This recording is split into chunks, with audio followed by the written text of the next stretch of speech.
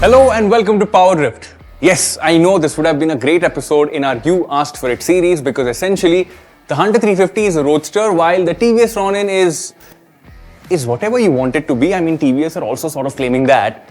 But it's also a comparison that a lot of you guys are searching for, and that is primarily because it's so close in terms of pricing and in terms of visual appearance as well. They come pretty close. So I rode the motorcycles back to back, and here's what you need to know.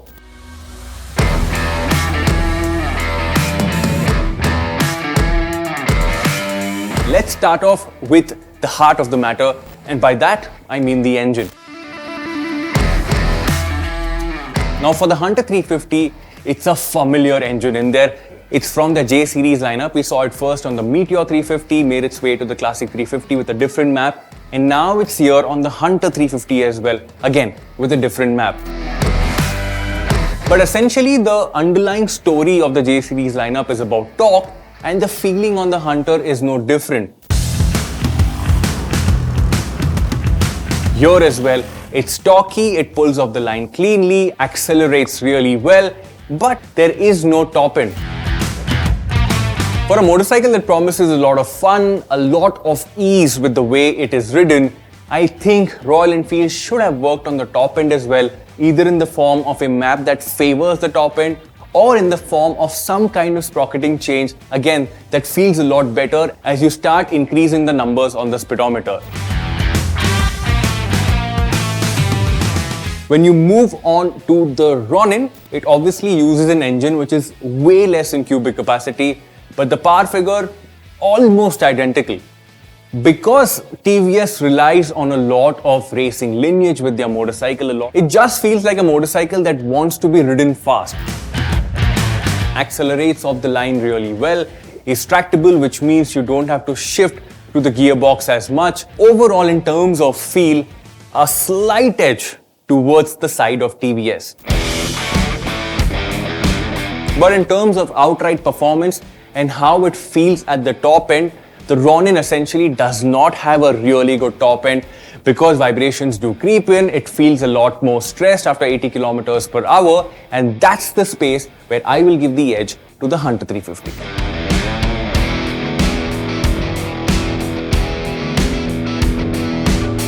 Okay, let's talk about ergonomics because this is a very important factor when we talk about motorcycles that can commute from point A to point B. And between the two, I think there is no side to be taken as such because the Hunter 350 as well is a motorcycle that is very comfortable to sit on, and that's a similar case with the Ronin as well. But because the Hunter is a roadster, the ergos are meant to be like a roadster, slightly sporty but still very comfortable. On the other hand, the Ronin feels like a commuter that wants to be ridden comfortably, and the ergonomics sort of support that.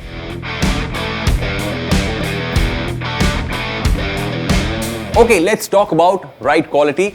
Now, when I rode the Hunter 350 in Bangkok, the roads were really good and it felt like a nice motorcycle to ride there, but I wasn't too impressed when I rode it in India.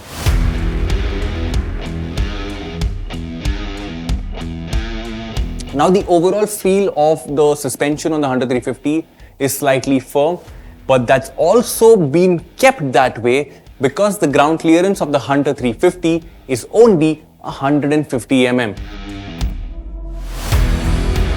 Had they kept the suspension on the rear slightly softer, the overall ride would have become a lot more pleasant, but that would have also compromised the ground clearance. So I understand why Royal Enfield kept the suspension that way. But when we talk about the Ronin, it's definitely on the firmer side, but not as firm as the Hunter 350. Its ability to absorb the bumps, its ability to go over speed breakers is that much more better than the Hunter 350. So in that department, just talking about ride quality, my vote goes for the TVS Ronin.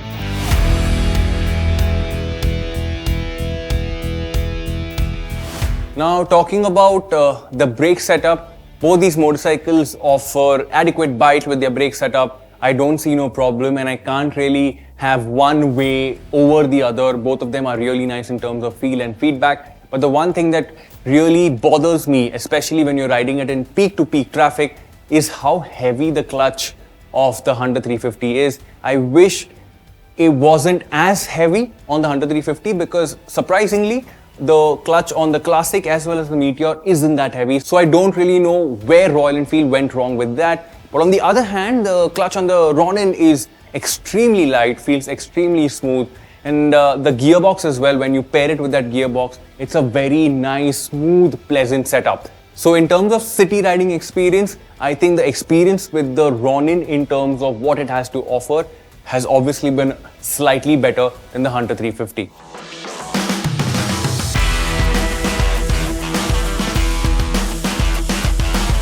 Okay, let me put this out there. The Hunter 350 for me is the best motorcycle in terms of handling, especially in the J series lineup. And that is primarily because the Hunter 350 uses a 17-inch front. Neither the Meteor nor the Classic use that front wheel. For me, bringing in a 17-inch front has just increased the handling of the motorcycle to a level where you now start enjoying the motorcycle as a whole. And with the difference in the steering geometry, the reduction in weight over the other two motorcycles in the J lineup, this feels like a really nice motorcycle to ride. But the TVS Ronin offers all of that, the steering ability, the ease of riding, but with a lot less weight, which essentially means you can go faster, filtering through traffic is a lot easier, and the weight, which is such an important thing when you want to buy a motorcycle for your city riding, that's where the Hunter 350 falls slightly behind, and once again, the TVS Ronin takes a step ahead.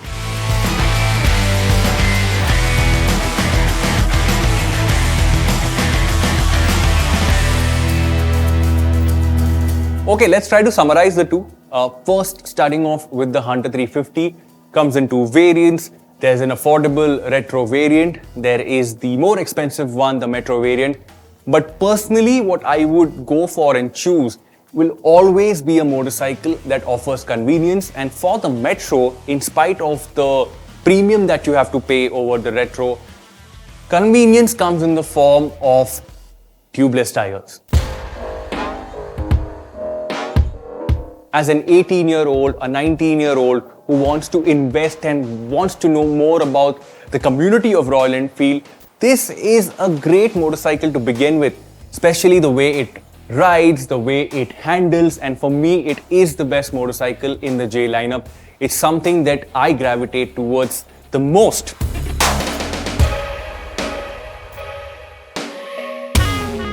So as an 18, 19-year-old, you don't want to find yourself stranded by the side of the road, fixing a puncture or finding someone who can fix a tube tire in the year 2022.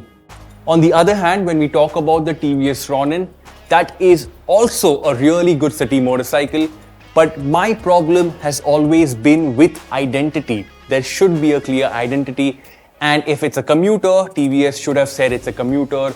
If it's a hybrid between a cruiser and a commuter, it should have been mentioned or it should have come across as a hybrid between a commuter and a cruiser. So apart from that, just in terms of feel, the Ronin is also a really good motorcycle to own and ride in the city. But when you look at the comparison that people are bringing up between the Ronin and the Hunter, they might be two fruits in the same basket, but one is an apple and the second one definitely is an orange. So if you're confused and your starting point is price, if price is a big factor, please go to your nearest showrooms. Test ride. That will serve as an appetizer on what to expect when you own the motorcycle and ride it for a longer duration. And that is very, very important.